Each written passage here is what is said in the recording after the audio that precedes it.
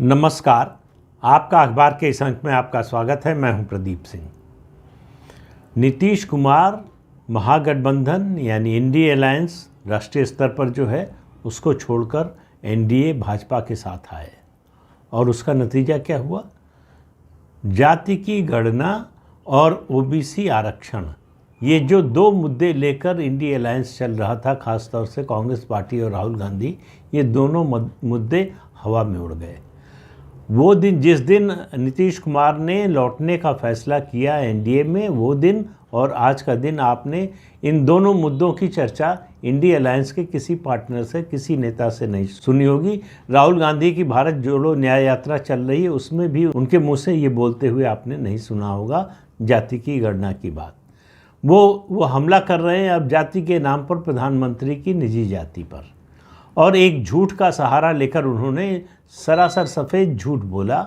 उन्होंने कहा कि प्रधानमंत्री नरेंद्र मोदी जब गुजरात के मुख्यमंत्री थे तब उन्होंने अपनी जाति को पिछड़ी जाति में शामिल करा लिया, जो कि झूठ था। उनकी जाति जो तेली जाति है, घांची तेली जाति है, उसको शामिल किया गया था पिछड़ा वर्ग में 1994 में, जब छबील दास मेहता गुजरात के मुख्यमंत्री थे और कांग्रेस के मुख्यमंत्री थे। और उसके अलावा केंद्रीय सूची में शामिल किया गया 1999 में।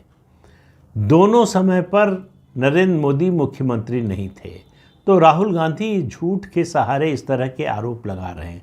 तो नीतीश कुमार आए और आरक्षण का मुद्दा उन्होंने, जो विपक्ष के हाथ में लग रहा था कि एक बड़ा हथियार भी बन सकता है, वो हवा में उड़ गया। उनके आने के साथ ही बिहार में महागठबंधन टूट गया।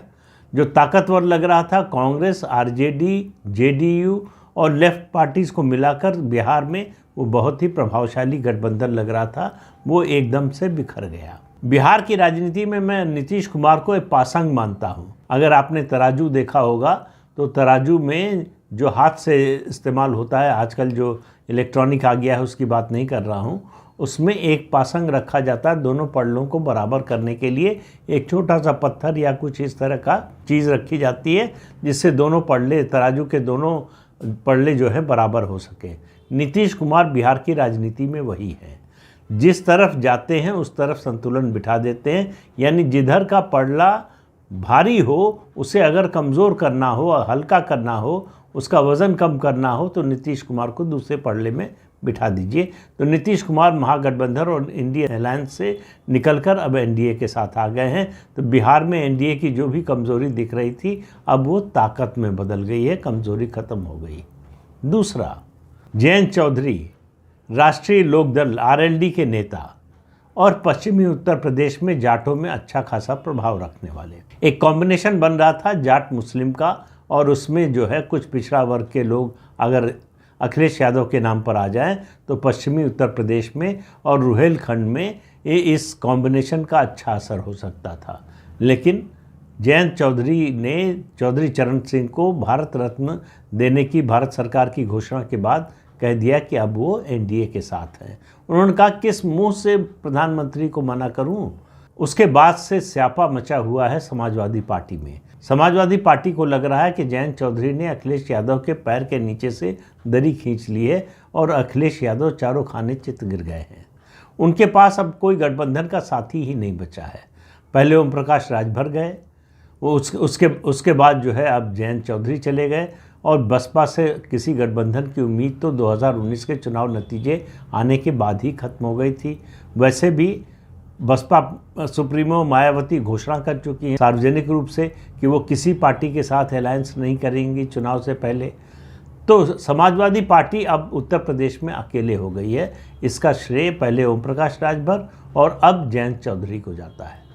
तो एनडीए और मजबूत हो गया उत्तर प्रदेश में, जहां लग रहा था कि शायद पश्चिमी उत्तर प्रदेश में उसे संघर्ष करना पड़ेगा, अब लग रहा है कि उसके विरोधियों को और ज़्यादा संघर्ष करना पड़ेगा अपने को रेलेवेंट बनाए रखने के लिए, अपने को राजनीतिक रूप से प्रासंगिक बनाए रखने के लिए। तो ये दो लोग तो आ गए। दो आने वाले कौन हैं? चंद्रबाबू नायडू आंध्र प्रदेश में। आंध्र प्रदेश की राजनीति में चंद्रबाबू नायडू और बीजेपी का साथ जो है वो एक सिम्बियोटिक रिलेशनशिप जैसा है। साथ आते हैं तो दोनों का फ़ायदा होता है, अलग होते हैं तो दोनों का नुकसान होता है। ये बात जो है पिछले चुनाव में हार के बाद चंद्रबाबू नायडू को बहुत अच्छी तरह से समझ में आ गई। उनको ये समझ में आ गया कि अगर उनको मुख्यमंत्री बनना है आंध्र प्रदेश का, तो उनको मोदी का सहारा चाहिए, मोदी का साथ चाहिए, मोदी का नाम चाहिए। 2014 में मोदी के नाम के कारण ही वो आंध्र प्रदेश के मुख्यमंत्री बन पाए थे। आप इस बात पर बिल्कुल न जाइएगा कि आंध्र प्रदेश में भारतीय जनता पार्टी का जनाधार कितना है, वोट शेयर कितना है, सीट कितनी है। आंध्र प्रदेश में प्रधानमंत्री नरेंद्र मोदी की अच्छी खासी अपील है, क्योंकि भाजपा के पास संगठन नहीं है, भाजपा के पास नीचे जनाधार नहीं है, नेता नहीं है उस तरह के जो उसका फ़ायदा उठा सके। इसलिए भाजपा को वोट शेयर या सीटों के मामले में उस तरह का फ़ायदा मिलता दिखता नहीं। लेकिन जिसके पास संगठन है उसको अगर मोदी का साथ मिल जाता है तो उसको फ़ायदा होता है, जैसे चंद्रबाबू नायडू को। ये बात उनको समझ में आ गई है। तो आंध्र प्रदेश में भारतीय जनता पार्टी, तेलुगु देशम पार्टी और जनसेना पार्टी, पवन कल्याण जो तेलुगु फिल्मों के अभिनेता हैं और उनकी पार्टी है जनसेना पार्टी, जिसका अलायंस तेलुगु देशम से भी है और बीजेपी से भी है। तो आंध्र प्रदेश में चंद्रबाबू नायडू अभी आए नहीं हैं, लेकिन बातचीत आखिरी दौर में है। अभी 1-2 दिन पहले केंद्रीय गृह मंत्री अमित शाह ने कहा कि बातचीत चल रही है और राजनीति में किसी के लिए दरवाजे हमेशा के लिए बंद नहीं होते। इस बात पर ध्यान दीजिए, गौर से इसको सुनिए कि किसी के लिए दरवाजे स्थायी रूप से बंद नहीं होते, हमेशा के लिए बंद नहीं होते। राजनीति संभावनाओं का खेल है और संभावना बनी रहती है। और दूसरी बात उन्होंने कही कि हम परिवार नियोजन में तो विश्वास करते हैं, लेकिन राजनीतिक परिवार नियोजन में विश्वास नहीं करते। यानी उनका साफ साफ संदेश था कि भाजपा राजनीति में छुआछूत की राजनीति पर विश्वास नहीं करती। उसके लिए कोई भी ऐसा दल नहीं है जो अछूत हो, जिसको छुआ न जा सके, जिसके साथ काम न किया जा सके, केवल इसलिए कि किसी उस दल ने या उस दल के नेता ने प्रधानमंत्री के खिलाफ या भाजपा के खिलाफ कुछ कड़वे शब्द कहे थे, कटुवचन कहे थे, इसलिए अब संबंध नहीं बन सकता। भाजपा इस मामले में व्यवहारिक राजनीति की वकालत करती है। इस मामले में सैद्धांतिक राजनीति को थोड़ी देर के लिए किनारे रख देती है और व्यवहारिक रूप से जो भाजपा के लिए, एनडीए के लिए फ़ायदेमंद हो, जो उसको दिखता है कि राज्य के लिए और राष्ट्र के लिए फ़ायदेमंद है, उस रास्ते पर चलती है।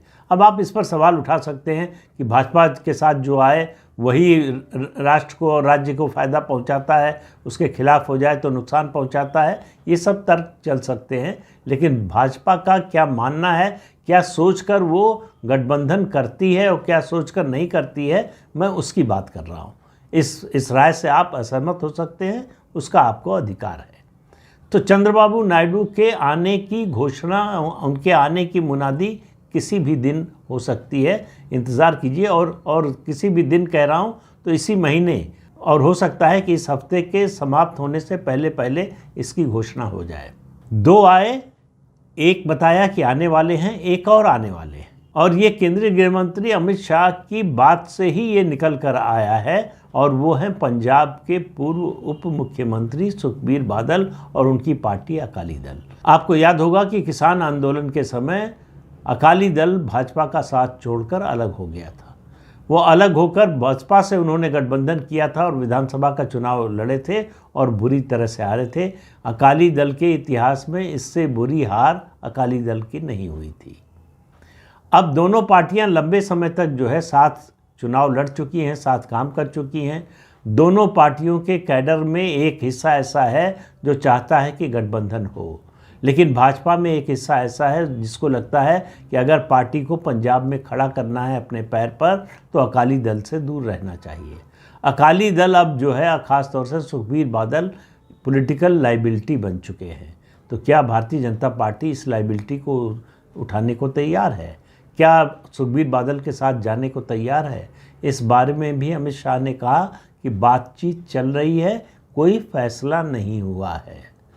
यानी जो इस राज्य इकाई का मानना है, उसके विपरीत राष्ट्रीय इकाई भाजपा की मानती है कि अगर पंजाब में कुछ सीटें जीतनी हैं तो अकाली दल से समझौता करना ज़रूरी है, तभी जो आम आदमी पार्टी का वर्चस्व है राज्य में, उसको चुनौती दी जा सकेगी।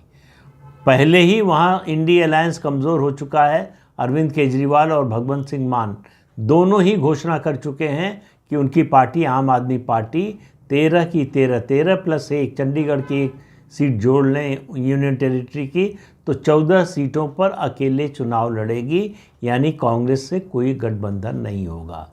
तो इंडी गठबंधन जो है वो पंजाब चंडीगढ़ में पहले ही कमज़ोर हो चुका है। अगर भाजपा और अकाली दल साथ आते हैं, मैंने पिछले वीडियो में आपको बताया था कि इन दोनों को के साथ आने से तात्कालिक रूप से दोनों को फ़ायदा है, लेकिन दीर्घकालिक रूप से अगर आप देखेंगे तो भारतीय जनता पार्टी को सिर्फ नुकसान ही नुकसान है। अब भाजपा क्या तय करती है, वो तात्कालिक फ़ायदा देखती है या दीर्घकालिक नुकसान देखती है, उसको किस तरह से आकलन उसका करती है, ये भाजपा के शीर्ष नेतृत्व पर निर्भर है। लेकिन भाजपा की नज़र उसके चिड़िया की आंख पर है। जैसे अर्जुन की नज़र चिड़िया की आंख पर थी, उसी तरह से भाजपा की नज़र लक्ष्य पर है, जो प्रधानमंत्री नरेंद्र मोदी ने लोकसभा में जिसकी घोषणा की थी, यानी भाजपा 370 पार और एनडीए 400 पार। ये लक्ष्य हासिल करने के लिए भाजपा नए गठबंधन करने, नए गठबंधन के साथियों को खोजने और पुराने गठबंधनों को रिवाइव करने में कोई संकोच नहीं कर रही है। तो पंजाब में सुखबीर बादल आ जाएं तो कोई आश्चर्य नहीं है। लेकिन एक सवाल है अब महाराष्ट्र का। महाराष्ट्र की गुत्थी बहुत आसान नहीं है। मैंने पहले भी कहा था, अब भी कह रहा हूँ, महाराष्ट्र में अजीत पवार और एकनाथ शिंदे ये अपने विधायकों को और सांसदों को लेकर तो आ गए हैं, लेकिन वोट कितना ट्रांसफ़र करा पाएंगे इसमें अभी शक है। हालांकि ग्राम पंचायत के जो चुनाव हुए उससे लगता है कि दोनों वोट लेकर भी आए हैं, लेकिन राजनीति में निश्चित रूप से कुछ नहीं कहा जा सकता। ग्राम पंचायत के चुनाव और लोकसभा के चुनाव अलग अलग होते हैं। अभी भाजपा की नज़र लोकसभा चुनाव पर है। उद्धव ठाकरे, उनको मालूम है कि महाराष्ट्र विकास अघाड़ी बनाकर उन्होंने और भाजपा को धोखा देकर गलती की। पछता तो रहे हैं, लेकिन सार्वजनिक रूप से उसका इजहार नहीं कर रहे हैं। उनको लगता है इसमें उनकी हेठी होगी, तो उनका अहंकार, उनका ईगो जो है रास्ते में आ रहा है। उद्धव ठाकरे लौटना चाहते हैं एनडीए में, लेकिन लौटें कैसे? एकनाथ शिंदे और उनका रिश्ता क्या होगा अगर लौटेंगे? भाजपा उनको एकनाथ शिंदे के मुकाबले ज़्यादा तरजीह देगी या कम तरजीह देगी? ये ऐसे तमाम सवाल हैं जिनका जवाब अभी किसी के पास नहीं है। उद्धव ठाकरे कोशिश कर रहे हैं राष्ट्रीय स्वयंसेवक संघ के लोगों के ज़रिए। उनको मालूम है कि भाजपा में अगर उनकी बात कोई बना सकता है तो आरएसएस के लोग ही बना सकते हैं, और वो राष्ट्रीय स्वयंसेवक संघ के लोगों के संपर्क में लगातार रहे हैं, इस दौरान भी, जब वो धोखा देकर गए थे तब भी और उसके बाद भी। तो क्या संघ इसमें बीच बचाव की भूमिका निभाएगा? क्या संघ उद्धव ठाकरे और भाजपा के शीर्ष नेतृत्व में समझौता कराने में कोई भूमिका निभाएगा? किसी को मालूम नहीं है। लेकिन मेरा मानना है कि ये लोकसभा चुनाव से पहले शायद नहीं होगा। अगर होगा तो लोकसभा चुनाव के बाद और विधानसभा चुनाव से पहले ही होगा। कुछ लोग होते हैं ठोकर खाकर समझ जाते हैं, कुछ लोग होते हैं कि ठोकर खाकर गड्ढे में गिरने के बाद उनको समझ में आता है कि अब क्या करें। उद्धव ठाकरे उन्हीं लोगों में हैं। ठोकर खाकर जब गड्ढे में गिरेंगे लोकसभा चुनाव के बाद, तब उनके मन में पुनर्विचार शुरू होगा कि उन्होंने जो गलती की है उसमें सुधार कैसे किया जाए। तो अगर महाराष्ट्र विधानसभा चुनाव से पहले उद्धव ठाकरे भी एनडीए में आ जाएं तो चकित मत होइएगा। लेकिन ये सब कुछ निर्भर करेगा कि उनके आने से एकनाथ शिंदे और उनके साथी कितना सहज महसूस करते हैं, और भारतीय जनता पार्टी के आकलन में इस बदलाव का असर क्या होगा। ऐसा तो नहीं कि कहीं उल्टा असर पड़ जाए। देखिए, उद्धव ठाकरे का बहुत समय तक कांग्रेस और शरद पवार के साथ बने रहना बड़ा कठिन है। लेकिन एक और चर्चा है, मुझे सुनकर बड़ी हंसी आ रही थी, कि कोई आश्चर्य नहीं कि लोकसभा चुनाव से पहले ही शरद पवार भी इधर आ जाएं। सवाल यह है कि महाराष्ट्र में विपक्ष में बचेगा कौन? कांग्रेस पार्टी एकमात्र पार्टी विपक्ष की बची हुई है जो लगातार जिसकी ताकत घटती जा रही है। अगर शरद पवार भी आ जाते हैं तो उद्धव ठाकरे के आने से ज़्यादा आसान है शरद पवार का आना, क्योंकि अजीत पवार को कोई एतराज़ नहीं है शरद पवार के आने से, और शरद पवार को कोई एतराज़ नहीं है अजीत पवार के साथ फिर मिलकर काम करने का। तो चाचा भतीजा में निजी संबंध बने हुए हैं, वो निजी संबंध राजनीतिक संबंध को रिवाइव कर सकते हैं, इसकी पूरी संभावना बनी हुई है। तो महाराष्ट्र की राजनीति में अभी उसका अंतिम पन्ना लिखा नहीं गया है। इंतज़ार कीजिए कि क्या होने वाला है। बहुत जल्दी ही मुझे लगता है कि लोकसभा चुनाव की अधिसूचना जारी होने तक जो है इस बारे में स्थिति और स्पष्ट हो जाएगी। तो आज के अंक में इतना ही। अगले अंक में फिर मिलेंगे किसी नए मुद्दे के साथ। तब तक के लिए अनुमति दीजिए। आपसे अनुरोध है कि ये चैनल देखिए, शेयर कीजिए, लाइक कीजिए और सब्सक्राइब ज़रूर कीजिए। नमस्कार।